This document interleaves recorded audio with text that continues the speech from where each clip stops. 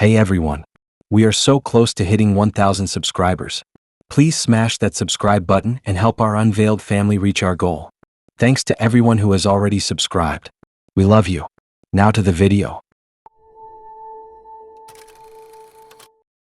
I wasn't even planning on keeping the app. I had it downloaded during a bored weekend, one of those stretches where everyone I knew was busy or broke or both, and I just wanted something to scroll through while I lay on my bed staring at the cracked corner of my ceiling fan. I matched with her late at night, one of those swipes you don't remember making, and when I woke up she was already there in my messages. Not in a creepy way. Just steady. Consistent. Like she already knew I would answer. Her profile felt normal in a way that made me trust it. Messy room selfies, dumb mirror angles, nothing filtered into plastic perfection. She looked real. She talked like someone my age, typing too fast, dropping words, not correcting stuff. It felt casual enough that I didn't think twice when she suggested we hang out a couple days later. No pressure. No big build-up. Just a date that felt like it would be forgotten by next week. I live in a small college town that pretends it's bigger than it is. There are 2 decent coffee shops, 1 late-night diner, and a park everyone pretends not to like but still goes to when there is nothing else to do.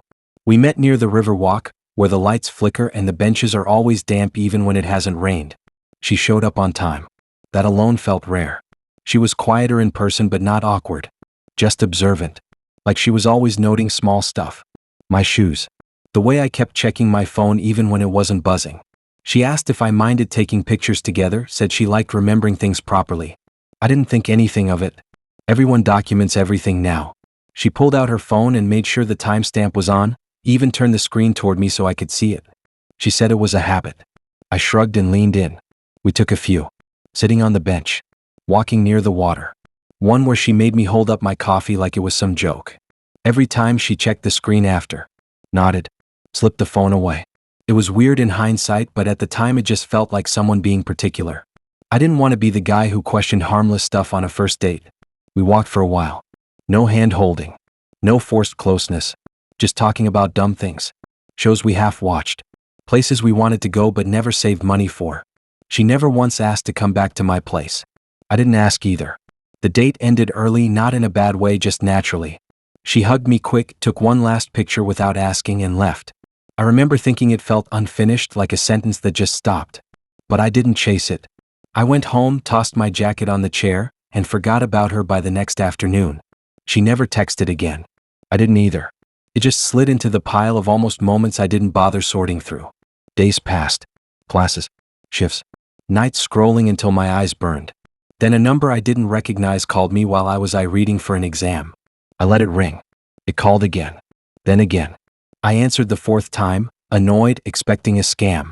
It wasn't. It was calm. Official. Someone asking if I was alone and if I could answer some questions. They used my full name. I felt my stomach dip, but I didn't know why yet. They said my face had come up during an investigation. Said they needed to verify my whereabouts on certain dates. They listed days I remembered clearly. Days I had been in class. At work. Sleep. They asked if I recognized a series of locations. Warehouses. Parking garages. An ATM near the highway. None of it meant anything to me. Then they said they had photos. My brain immediately went to social media. Some tagged post. Some mix-up. Until they said the photos were time-stamped. Taken with different phones. Spread over multiple nights. And in all of them, my face was visible. Clear. Looking straight at the camera or caught mid-motion. Always present. Always placed exactly where something bad had happened minutes later. I laughed at first. Like an instinct. Like if I laughed it would break the idea. I told them it wasn't possible. They asked if I had ever shared my location. If I had ever allowed someone access to my photos. If I had ever met someone recently who insisted on taking pictures. That was the first time I thought of her. They asked me to come in. I did. The room was smaller than I expected. No dramatic lighting. Just a table and a screen. They showed me the first photo. It was me. Not a look-alike. Me. Same jacket. Same shoes. Same dumb stain on the sleeve I never washed out. Standing near a closed gas station at 1:12 a.m. I knew where I was at that time. I had read the timestamp like a punch. I had been asleep. I had proof. Text sent earlier. My phone data. A roommate who saw me pass out on the couch. They acknowledged that. Nodded. But then they showed me another photo. Different night. Different clothes. Same face. Different angle. Always sharp. Always dated. My heart was racing but my thoughts felt slow, like everything was moving through syrup. They asked about the woman. Showed me her profile picture. I confirmed it was her. They asked her name. I only knew her first name. They asked for her number. I didn't have it saved. Only the app, the account was already gone. They didn't accuse me. That was almost worse. They treated me like a problem they couldn't solve yet. Like a puzzle piece that didn't fit but still belonged to the set. They let me go. Said not to leave town. Said they would be in touch. I didn't sleep that night. I kept checking my door, my windows, my phone, my photos. I scrolled through my gallery, half expecting to see new images appear. Nothing.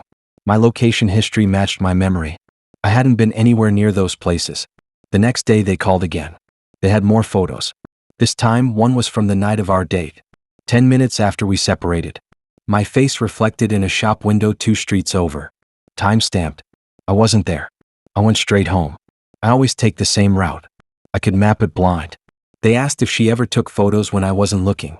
If she ever asked me to stand still. If she ever adjusted angles. I remembered her stepping back a lot. Always framing. Always careful.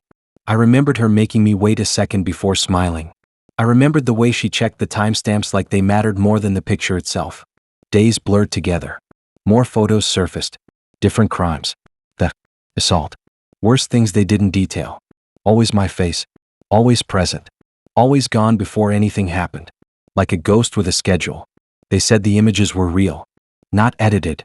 No signs of manipulation. Metadata intact. They said someone was building alibis using me. Placing me at scenes so someone else couldn't be there. My face was becoming a shield. I tried to find her. I searched every version of her name. Every photo app, every dating profile. Nothing. It was like she had never existed except in my memory and in the evidence folders piling up with my name on them. The worst part wasn't the fear. It was the waiting. Every knock. Every unknown number. Every time I saw myself in a mirror and wondered if someone else was using that same face somewhere else at that exact moment. The last time they contacted me, they said they believed me. Said the pattern was too clean. Too intentional. They said they were close to finding her. They didn't explain how. A week later it stopped. No more calls. No more photos. Nothing on the news. Nothing online. Just silence. I still check my phone before bed. I still avoid cameras. I still flinch when someone asks for a picture. I don't know where she went or who she was covering for. I don't know if my face will show up again somewhere I have never been. All I know is that there are photos of me doing things I never did, and somewhere out there, someone has a timeline of my life that doesn't belong to me.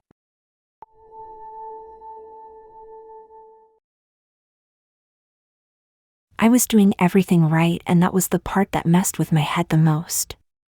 I wasn't careless. I wasn't bored enough to ignore red flags. I had rules stacked on rules, written and unwritten, the kind you pick up from group chats and late-night doom scrolling. I told myself I could spot weird stuff early. I told myself I wouldn't be the story someone else warned about. That night started like any other date I almost canceled, which somehow made it worse. I live with 2 roommates in a duplex that smells like old carpet and burnt toast. Before I even matched with him, I already had my safety plan half built. When we finally agreed to meet, I filled in the rest.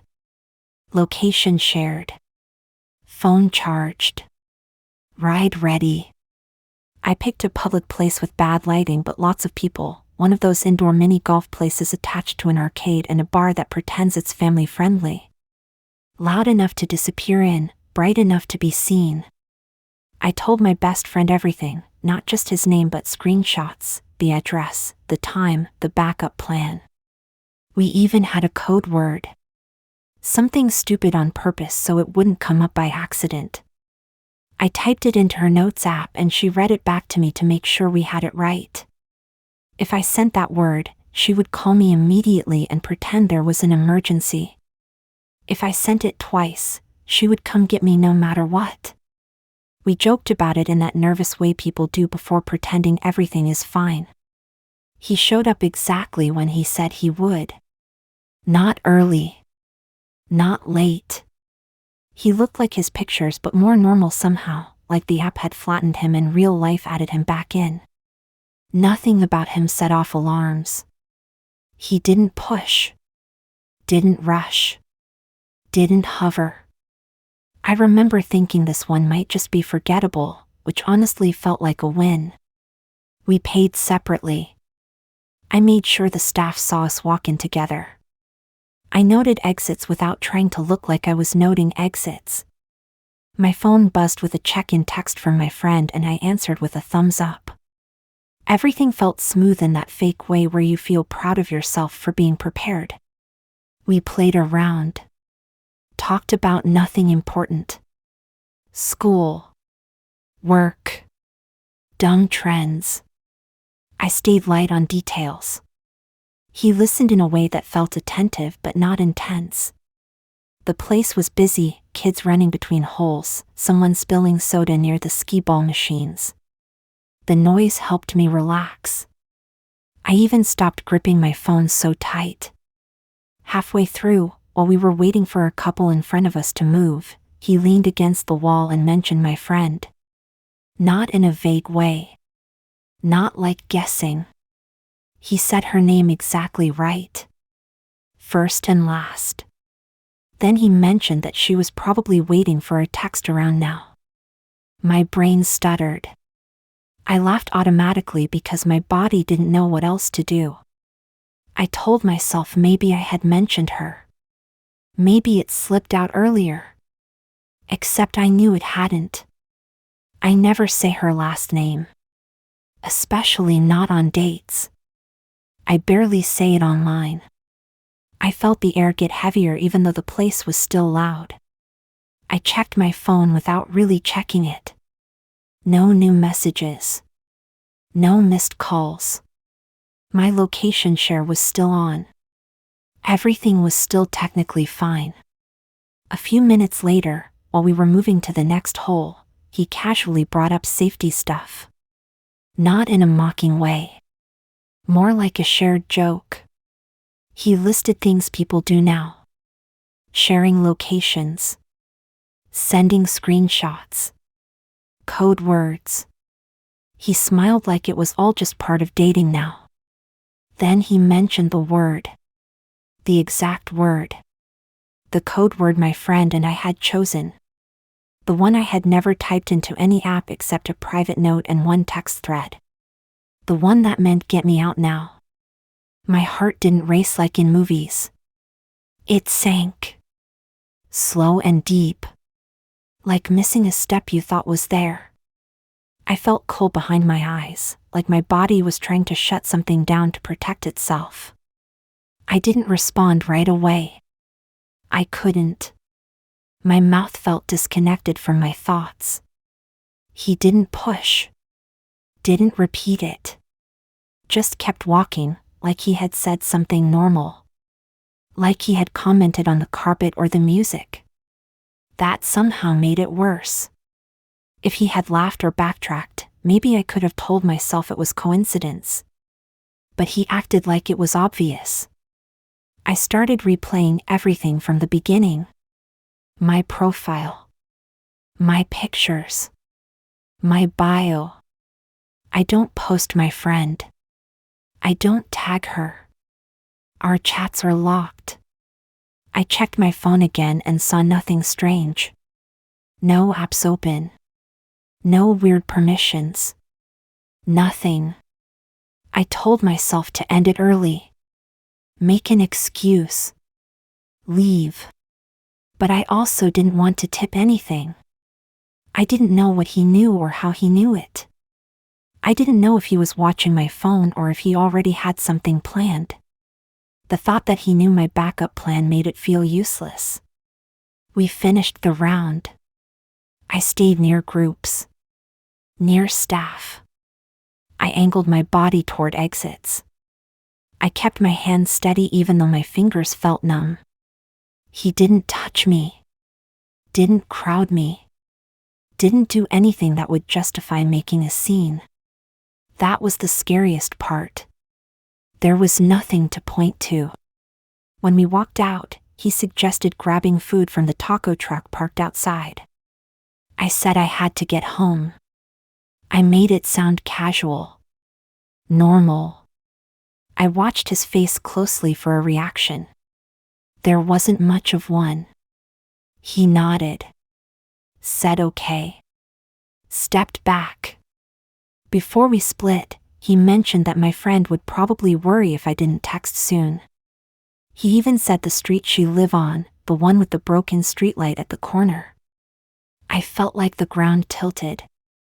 I had never brought her there with him in any way.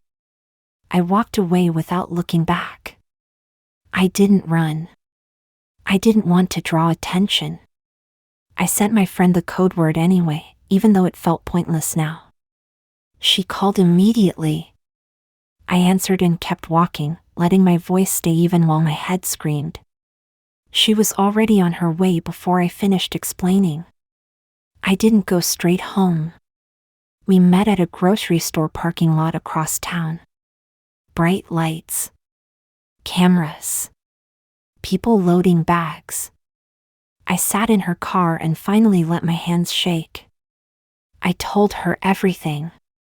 She swore she hadn't told anyone. She checked her phone.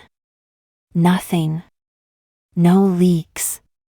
No weird logins. Later that night, I read through my app permissions. Deleted stuff. Changed passwords. Locked everything down again. But the feeling didn't leave. The sense that someone had looked over my shoulder without ever standing there. The next morning, his profile was gone.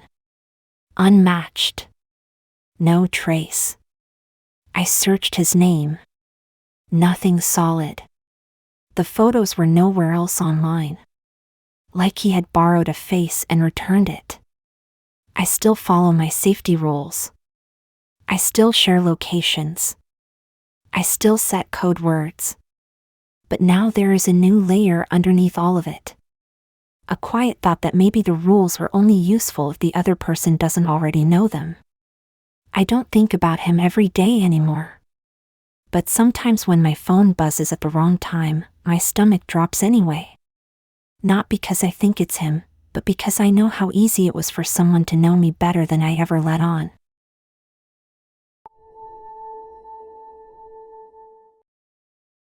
The first thing I remember is the sinking feeling that I had already told too much before I even realized I should stop. It wasn't dramatic or sudden. It was more like realizing your phone volume is way louder than you thought while everyone else is quiet. That slow embarrassment. Except this didn't fade. It stayed and kept growing until weeks later it came back in a way I couldn't ignore. I met her during a stretch where my routine was on repeat. Wake up late. Plus, work shift. Microwave dinner.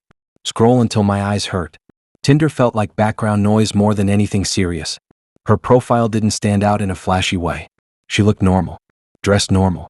Bio was short and kind of dry. I matched without thinking much about it. She replied fast. Not in an intense way. Just steady. Her questions came early though, and looking back that should have stood out. Not creepy stuff. Just oddly specific. Like how many hours I worked a week. If I was paid hourly or salary. If I had roommates or live alone. At the time it felt like small talk mixed with curiosity. I answered because none of it felt dangerous by itself. We met at a breakfast place near campus that always smells like syrup even at night. It was cheap, loud, and crowded with people hunched over plates and phones. I picked it on purpose. She arrived first and waved like she already knew me. I sat down and the conversation rolled easily. Too easily. She asked about my schedule. Not just what I did, but when. What days I worked late. What mornings I slept in. Whether my weekends were flexible. I joked about being predictable. She laughed and said routines were comforting. That made sense to me at the time. Then she asked about money. Not how much I made exactly, but how I handled it. If I saved. If I ever helped family out. If unexpected costs stressed me out. She framed it like future planning, like she was responsible and thinking ahead. I answered honestly because I always do. I said things about my checking account balance dipping low sometimes. About helping my mom with bills once in a while. About how I didn't really budget and just hoped for the best. She nodded a lot. Not judgmental. More like collecting pieces. I didn't notice it then. I notice it now. She asked about my family next. How close we were. Who I talked to most. Who knew my schedule besides me. Whether anyone depended on me. I remember saying my dad wasn't really around. That my sister was busy with her own stuff. That I was mostly on my own day to day. Saying it out loud felt normal. Lots of people say stuff like that on dates. We saw each other a few more times over the next couple weeks. Nothing intense. Coffee. A walk near the old rail yard. Sitting in my car listening to music. She never came inside. She never invited me over either. She always left early. She always asked questions though. Always detailed. Always calm. I started noticing patterns. She would circle back to things I had already answered, like checking consistency. She would ask how I felt if someone knew my routine really well. If predictability was a weakness. I thought she was into psychology or something. She mentioned online courses once. Said she liked learning weird stuff late at night. I didn't ask more. Then one day she stopped replying. No argument. No slow fade. Just nothing. I waited a bit, then unmatched her myself because staring at the chat felt dumb. I shrugged it off. Dates end. People disappear. That's normal. About a month later, I was reading random stuff online while avoiding homework. I fell into one of those ad rabbit holes. Productivity hacks. Hustle mindset. Random influencer nonsense. One ad caught my eye because it felt off. It promised insight into how to identify valuable targets in everyday life. The wording bothered me. Not curious enough to click, just uncomfortable enough to remember. Later that night, I saw someone on a forum talking about a paid course they bought out of curiosity. They mentioned it broke down real-life profiles using anonymous examples. They said it felt invasive but informative. I don't know why, but I clicked the link they posted. The site looked polished. Clean fonts. Confident language. It talked about profiling people based on routines, finances, and social ties. It wasn't illegal on the surface. Just unsettling. It framed everything as education. Awareness. Strategy. There was a preview section with sample case studies. Not names. Just descriptions. I scrolled through without expecting anything. Then I saw one that made my stomach drop. It described a young guy. College area. Hourly job. Predictable shifts. Helps a parent financially. Limited close family contact. Lives with roommates.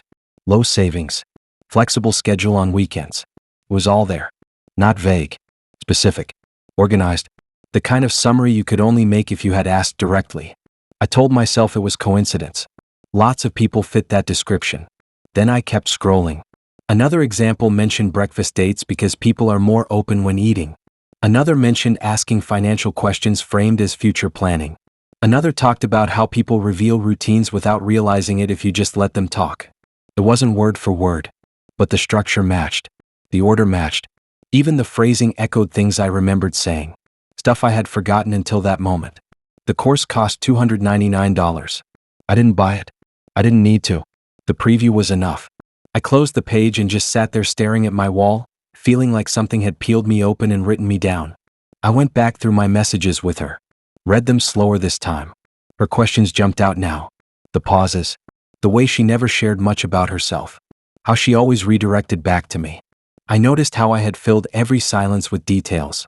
How proud I had been of being honest. I tried to find her online. Same as before. Nothing. The profile was gone. The photos didn't reverse search anywhere. Her name led nowhere useful. She had been a blank space with a notebook. 4 days after, I felt watched in a different way. Not physically. More like my life had already been summarized and filed somewhere. Like I wasn't a person anymore, just a data point in someone else's lesson plan. Nothing bad happened to me. No break-ins. No weird calls. That almost made it worse. Because it meant this wasn't personal. I was practice. Material. Something used and moved on from. I still think about how easy it was. How I gave everything away without being pressured.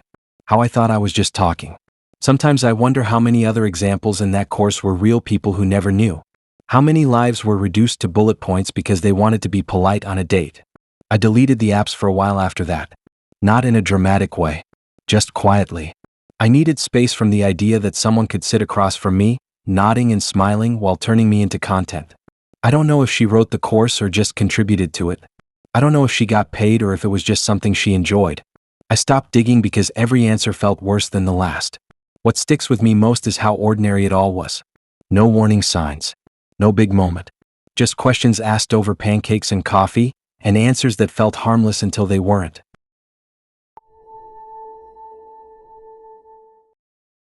I noticed it by accident, which somehow made it worse. I wasn't snooping. I wasn't spiraling. I was just bored on a Sunday afternoon, laying on my bed with my phone balanced on my chest, thumb moving out of muscle memory more than interest. The date had been 2 nights earlier, already filed away in my head as something mildly awkward but harmless.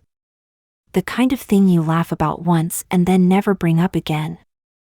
If I hadn't opened the app again, I think I would have stayed fine a lot longer. The date itself wasn't dramatic.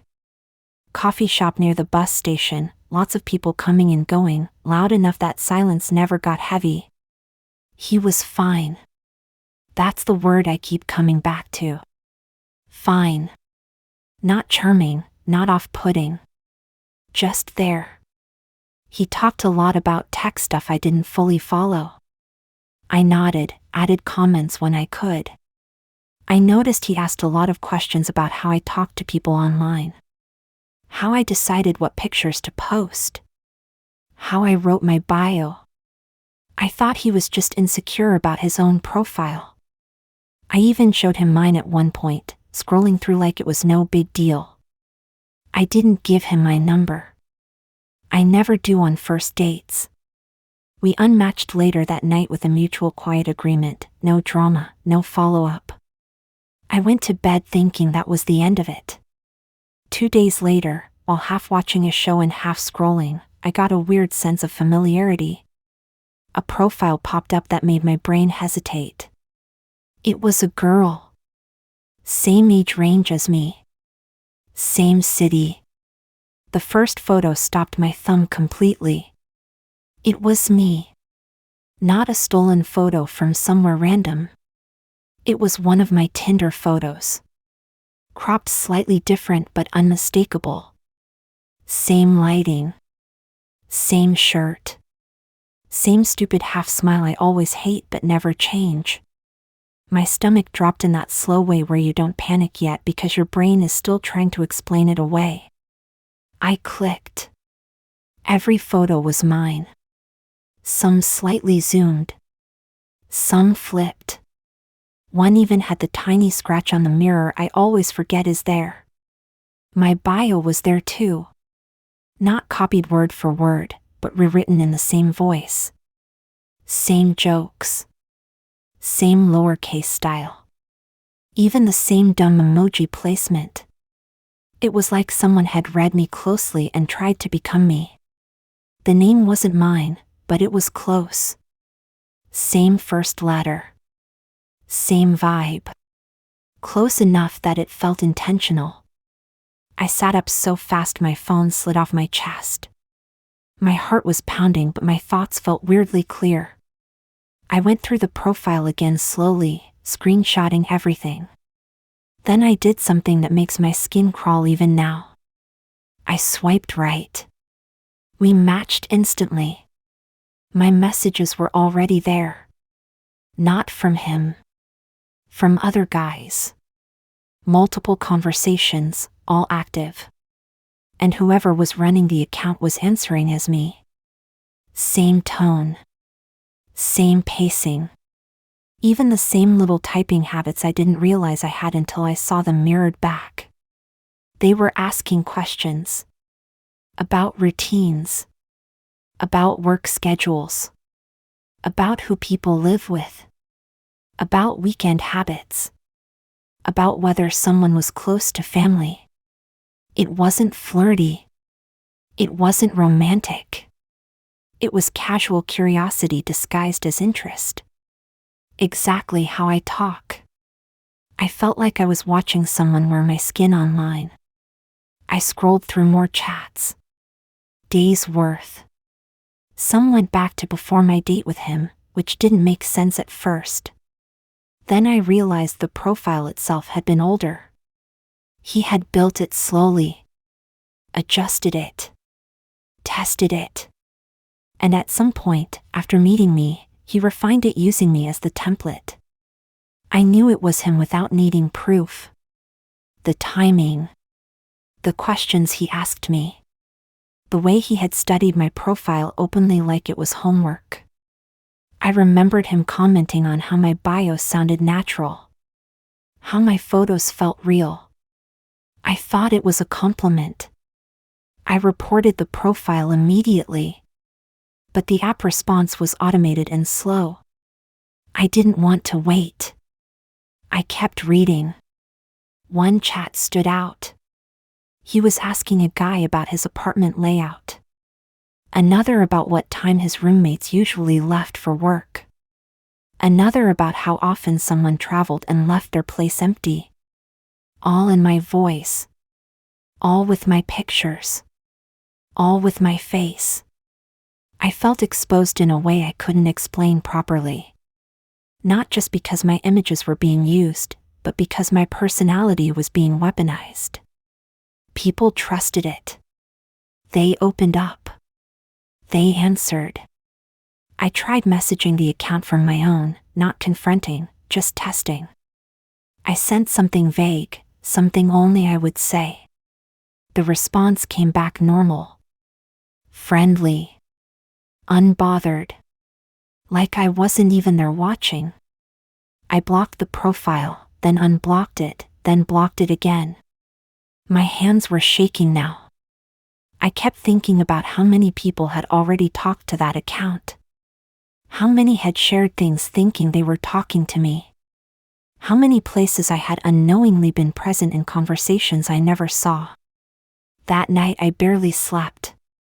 Every time I closed my eyes, I pictured my photos popping up on someone else's phone. My face smiling back while asking questions I never typed. The next day, the profile was gone. Taken down. I should have felt relief. Instead, it made my chest feel tight. Because profiles don't disappear unless the person behind them wants them to or already got what they needed. I went through my social media and locked everything down. Changed usernames. Removed photos. Anything that could be traced. I felt paranoid doing it, but not in a dramatic way. More like quietly cleaning up after a spill no one else saw. I thought about telling the app everything. About contacting someone official. But what would I even say? Someone pretended to be me to ask questions. Nothing illegal on paper. Just deeply wrong. I replayed the date over and over, noticing details I had brushed past. How he watched people more than he talked. How he mirrored my posture. How he laughed half a second after I did, like he was checking timing. How he asked how I decided when to trust someone online. I don't know what he was collecting or why. I don't know if it was for something specific or just curiosity taken too far. I don't know how many versions of me he made after mine stopped working. What I do know is that for a while after, every time I opened the app, I searched for myself. Not in a confident way. In a scared way. Like checking a reflection to make sure it still belongs to you. I still use the app sometimes. But I changed everything. My photos. My tone. My bio. It feels less like me now, but maybe that's the point. I don't want to be easy to copy anymore.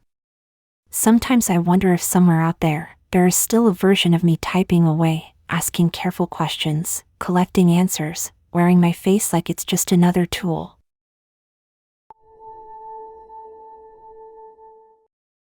I didn't notice the trap because there wasn't one. No sudden turn. No creepy message. No moment where I thought I should cancel. That is what still bothers me. If something had felt off early, I could have blamed myself and moved on. Instead, it slid into my life quietly, dressed up as a normal night I almost skipped because I was tired. I had just finished a late shift and my brain felt fried. I almost unmatched her earlier that day because I wasn't in the mood to meet anyone new. But she suggested something low effort, just drinks at a place near the river that stays half empty on weekdays. Sounded easy. I told myself I deserved something easy. The bar was dim but not sketchy. Wood tables. Old posters. A jukebox that never works. I got there first and picked a seat where I could see the door. Habit. She showed up a few minutes later wearing a jacket that looked too warm for the weather. She smiled, sat down, and nothing about her felt strange. We talked about work first. She asked what I did and listened like it mattered. Not impressed. Not bored. Just attentive. I asked about her job and she kept it vague, saying she did consulting stuff that changed a lot. That didn't stand out. Half the people I know say the same thing. The night moved slow. Not awkward. Just steady. She asked about my routine. When I worked. When I slept. How often I picked up extra shifts. I answered without thinking much about it. I always do. She asked about money too, but not in a rude way. More like logistics. Whether I had savings. Whether I rented. Whether I had ever missed payments on anything important. I joked about student loans. She nodded but didn't laugh. I noticed she watched my hands when I talked. Like she was measuring something. I noticed she paid attention to small details. How I ordered. How I checked my phone. How I reacted when the bartender mentioned closing time. It didn't feel threatening. It felt like being studied in a quiet way. Halfway through the second drink, the tone shifted. Not sharply. Just enough that I felt it in my chest before I understood it in my head. She leaned back slightly and looked at me differently, like the date part was done and something else had started. She said she needed to be upfront about why she was there. She wasn't interested in dating me. She was there to assess me. Not emotionally. Financially. Structurally. She said my profile came up during a review connected to an outstanding balance. My first thought was that it was a joke. Some weird bit. I waited for the punchline that didn't come. My second thought was that she had the wrong person. I told her that calmly, still expecting the moment where she laughed and said she was messing with me. Instead, she explained that the loan wasn't taken out by me directly, but I was legally tied to it. That my name existed in the paperwork in a way that mattered. She said her job was to confirm whether I was capable of repayment before things escalated. I felt my face go hot. I asked what loan. She listed details that made my stomach drop. The amount. The year. The institution. It wasn't small. Not something that could be brushed off. She said the balance had grown due to neglect. Penalties. Interest. I told her I had never taken out anything like that. She said that didn't change the attachment. She said cosigners often forgot. Family members misremembered. Signatures got rushed. She said my reactions were consistent with denial but not with fraud. I thought about my mom. About paperwork she asked me to sign years ago when I was barely paying attention. About forms slid across kitchen tables. About trust. I felt sick. She pulled out a folder. Not thick. Just enough to feel heavy. She didn't slide it to me. She just opened it enough for me to see my name. My address. My signature. A version of it at least. It looked like mine in the way that handwriting sometimes does even when you don't remember writing it. She asked about my income again. More precisely this time. About overtime. About side work. About whether I could handle structured payments. She asked how stable my live situation was. Whether anyone relied on me financially. Whether I planned to move. I answered because I didn't know what else to do. Because the idea of standing up and leaving felt impossible. Because my body was stuck between panic and disbelief. She said this meeting would be written up. That my answers would determine next steps. That if I couldn't repay, other methods would be used. Not violent. Not illegal. Just persistent. She said avoiding it would make things worse.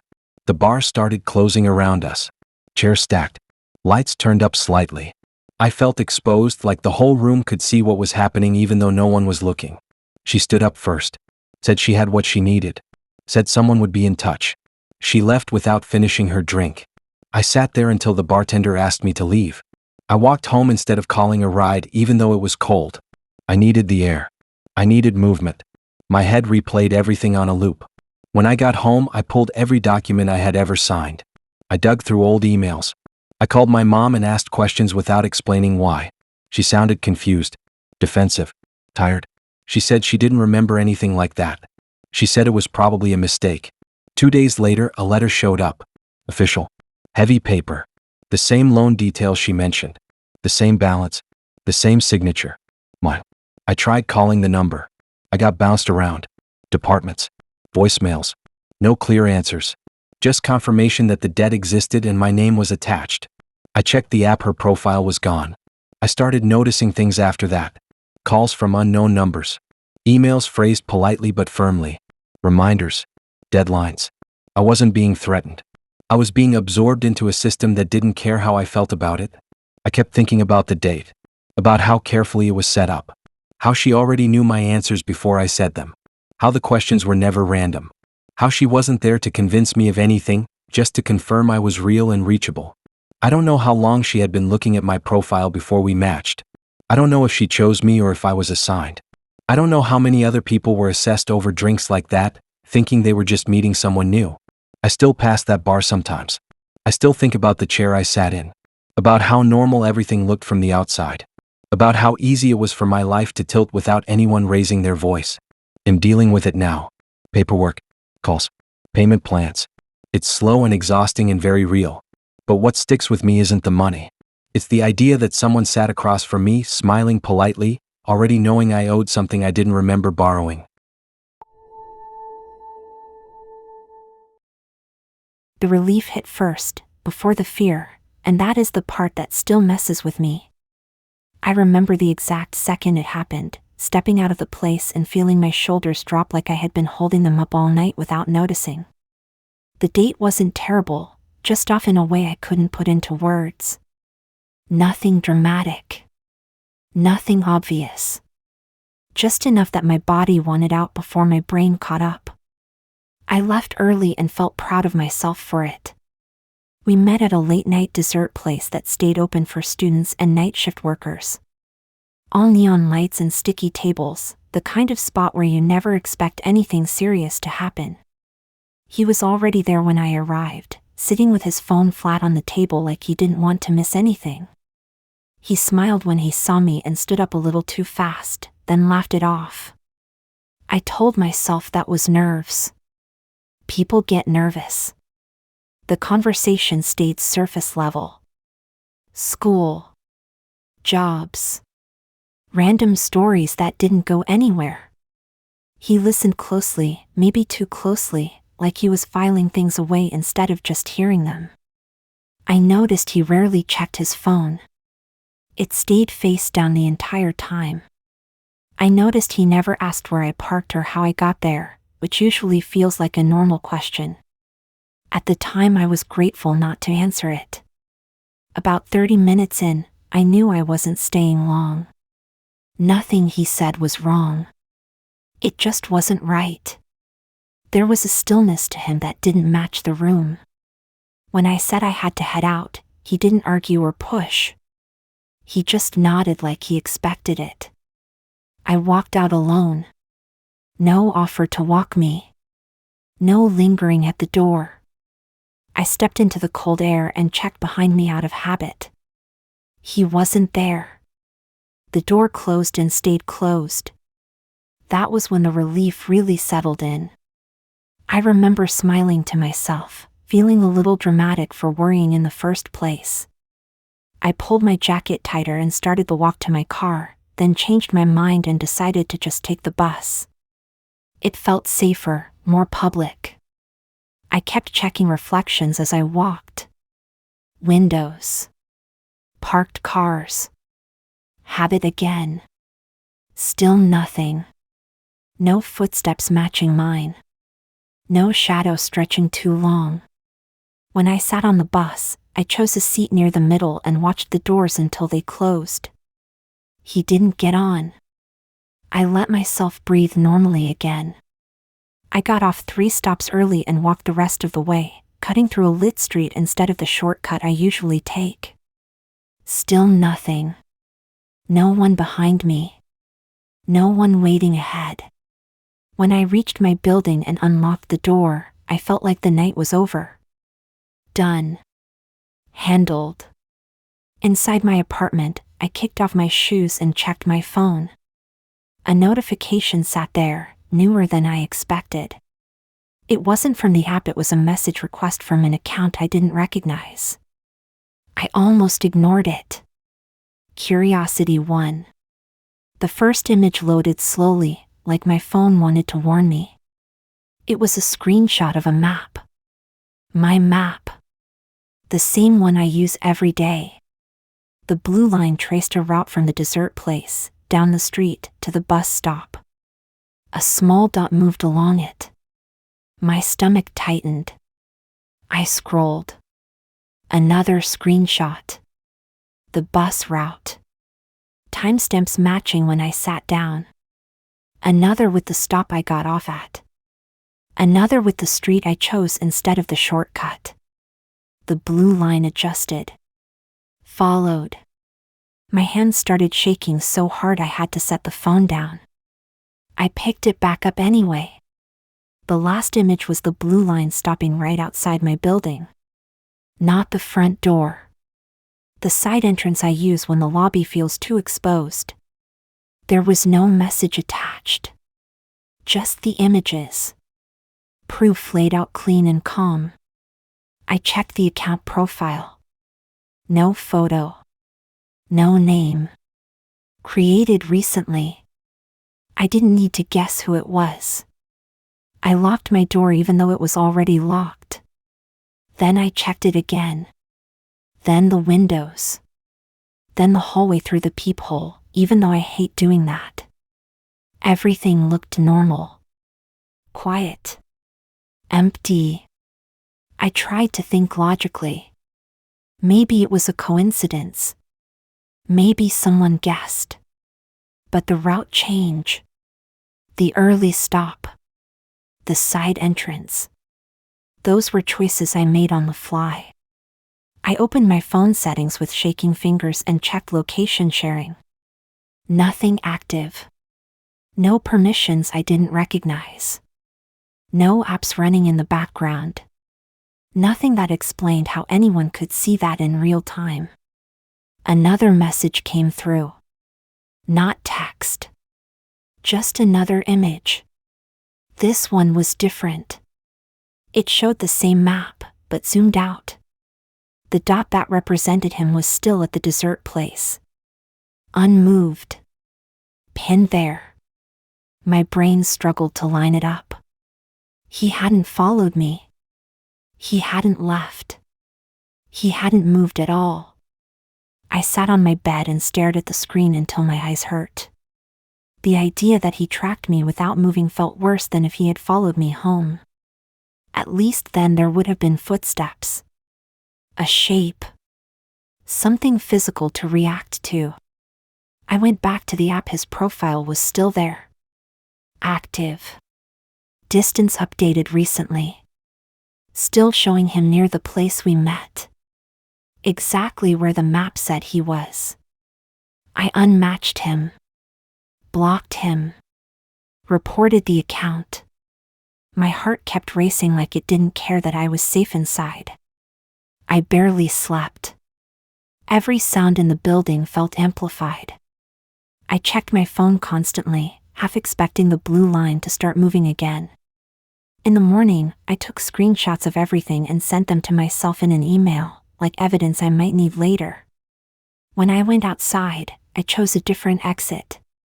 I looked down the street. Nothing. A few hours later, the anonymous account sent one last image. It was the same map, this time showing my route from the bus stop to my building again, but with a note added. Not words. Just a small pin dropped near my door, like someone marking a place they had been. Then the account disappeared. I spent days checking my phone for signs of tracking. I changed passwords. Reset settings. Deleted apps. Nothing explained it. No one I talked to could explain it either. I never heard from him again. No follow-up. No threat. No explanation. Just those images burned into my head. Sometimes when I walk home now, I feel that same relief hit when I don't see anyone behind me. Then I remember that it doesn't always matter.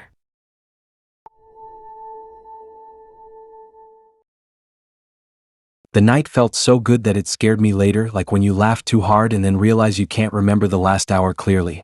At the time I thought I had finally done something right. The kind of date you replay while brushing your teeth, not because you miss the person but because you miss how normal you felt being yourself. Nothing flashy. Nothing off. Just easy. That memory is what made everything after hurt more, because it meant I handed someone a map to my softest spots without even knowing it. We met at a food hall built out of an old factory. Long tables. Loud music bouncing off concrete. Everyone talking over each other like it was a competition. I showed up early and sat where I could see people coming in. She found me without trouble. Smiled like she already knew me. I remember thinking she had a calm face. Not bored. Not intense. Just steady. The date went long without feeling long. We talked about stuff people don't usually dump on strangers, but it didn't feel heavy in the moment. More like relief. Like finally letting things sit out in the open instead of carrying them around quietly. I told her about my job anxiety, how I always felt one mistake away from being replaced. I told her about my money stress, how I checked my bank app more than I wanted to admit. I told her about my family stuff, how I worried about my mom getting sick and me not being able to help. I didn't cry. I didn't overshare dramatically. I just said things plainly. She listened without interrupting. No fixing. No minimizing. Just nodding and asking questions that felt supportive. She shared a little too, but never in the same detail. I noticed that later. At the time, I thought she was just more put together. We ended the night with that easy, almost hug that doesn't feel awkward. She said we should do it again. I believed her. I walked home lighter than usual, like I had put something down and didn't need to carry it back with me. The next morning started normal. I woke up late, checked my phone, scrolled through notifications. Then I saw the first email. It looked official. Clean layout. My name spelled right. It referenced my workplace, the one I had mentioned offhand. It said there had been unusual activity tied to my employee account and immediate verification was needed to prevent suspension. My chest tightened. That exact fear had been sitting in me for months. I almost clicked the link before stopping myself. Something about the sender felt off. One extra letter in the address. I deleted it and told myself to chill. Then a text came in.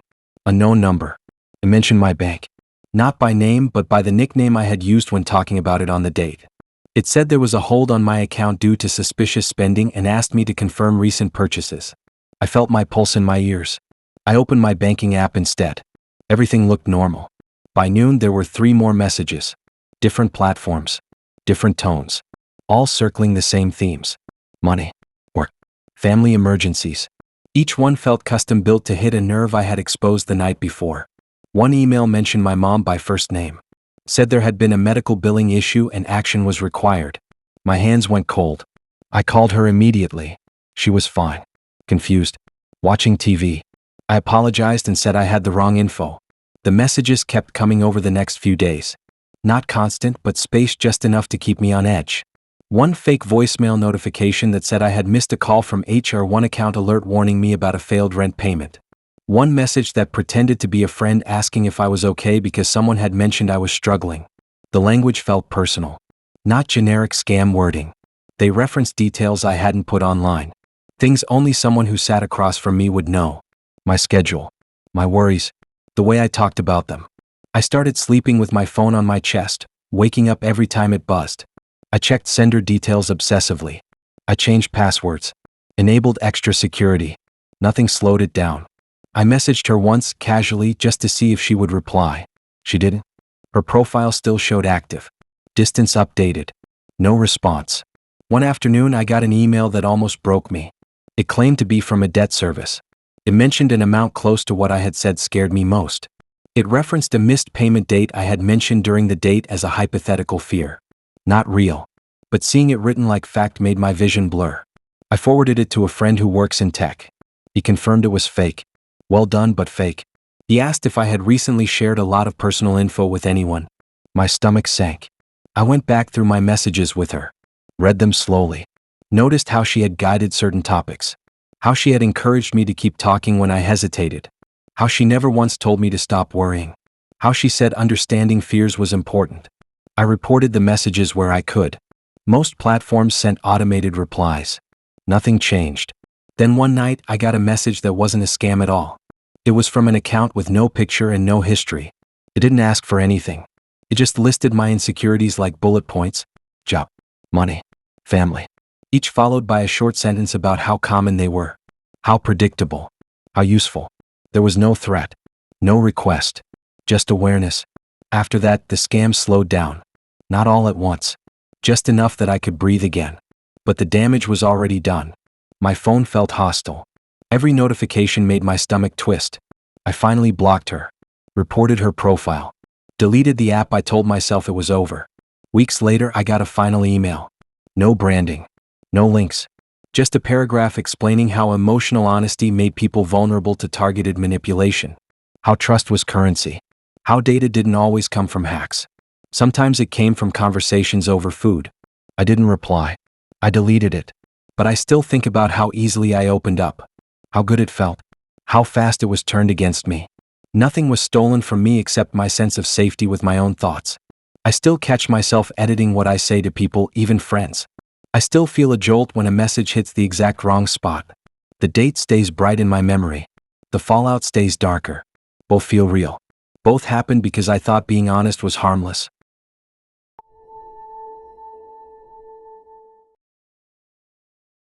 The first sign wasn't fear, it was inconvenience, and I almost missed it because of that. It showed up as a login error while I was brushing my teeth, phone balanced on the sink, toothpaste foam sliding down my wrist. I thought it was just the app acting up, one of those random bugs you complain about and then forget. I had no idea that was the start of a day that would quietly pull the floor out from under me without ever raising its voice. The date itself had been fine. Not sparks, not disaster. Just fine in the most boring way. We met at a bookstore cafe that smelled like old paper and burnt espresso, the kind of place people go when they want to feel thoughtful without actually being deep. He was polite, punctual, normal looking. Nothing about him felt alarming. We talked about school, work, random stuff people put in bios because it sounds safe. He did ask a lot of questions, but not intense ones. More like clarifying. Where I usually met people. Whether I preferred daytime or night. If I usually went alone. I answered without thinking much of it. People ask that stuff. I noticed he remembered little details quickly. Corrected me once on something I had mentioned earlier. I thought it meant he was listening. The date ended early because I had errands. He asked if we could do it again. I said something gentle and honest, that I didn't feel a connection but wished him well. I made sure it was kind. I didn't ghost. I didn't lie. I walked away feeling relieved in a normal way, like closing a tab you don't need open anymore. That night, I unmatched him and didn't think about it again. The next morning, my Tinder app logged me out. I tried logging back in while waiting for my coffee to brew. Wrong password message. I reset it. Error. I checked my email. Nothing from Tinder. I tried again. This time a different message popped up saying my account was under review. Annoying, but not scary yet. I went to class, came back, tried again. This time the message was clearer. Account permanently banned for violations of community safety guidelines. No explanation. No warning. Just gone. Years of matches, conversations, blocked profiles, all erased. I sat on my bed and stared at the screen longer than I want to admit. I had never been banned from anything before. I barely even argue online. I clicked the appeal option and filled out the form honestly, confused but calm. Then my phone buzzed with a notification from another app, a different dating platform I barely used. The notification wasn't a match. It was a warning. My profile had been flagged as unsafe to meet. That wording made my stomach drop. Not inappropriate. Not spam. Unsafe. I opened the app. My profile was still there, but blurred. There was a notice saying other users had reported concerning behavior and that my account visibility was limited pending investigation. Underneath it, a list of general concerns appeared. Misleading information. Uncomfortable conduct. Disregard for boundaries. I felt dizzy. None of that was true. I scrolled through my messages, trying to see if I had accidentally said something weird to someone else. Nothing stood out. Then I got an email. Not automated. Formatted like a support message but written by a person. It said they had received multiple detailed reports about me across platforms and were reviewing them as part of a shared safety network. Shared. I didn't even know that was a thing. I asked for specifics. They replied hours later with a summary. Not screenshots. Not names. Just bullet points describing behavior that made me sound like a completely different person. Pressuring people to meet quickly. Ignoring clear rejections. Showing up uninvited. Asking invasive questions about routines. My chest felt tight. Those details were too specific to be random, and too wrong to be mistaken identity. Then one line stopped me cold. It mentioned a comment I had made during the bookstore date. Something small. Something I had said casually and never repeated anywhere else. Not creepy. Just personal. Something only he had heard. I read that line over and over until my eyes hurt. I realized then what had happened. He didn't lash out. He didn't message me angry paragraphs. He didn't stalk or threaten. He did something quieter. Something harder to fight. He reported me. Not once. Everywhere. He had taken the details I shared and flipped them. Turned neutral things into red flags. Turned kindness into pressure. Turned memory into proof. And because he sounded calm and specific, the systems believed him. I tried appealing again, this time explaining that the reports were false and possibly retaliatory. I asked how someone could submit the same claims across different apps. The reply was polite and useless. They couldn't share reporter information. They couldn't reverse safety flags without strong evidence. They suggested I take a break from online dating. As if that was a choice. Over the next few days, more things surfaced. My profile on a local meetup site was suspended. A rideshare app sent me a message reminding me of community expectations. Even a classifieds platform limited my posting ability due to trust concerns. It felt like being quietly erased from spaces I didn't even realize were connected. I told my friends. They were supportive but confused. One of them tried looking me up on an app using her phone. She found my profile but couldn't interact with it.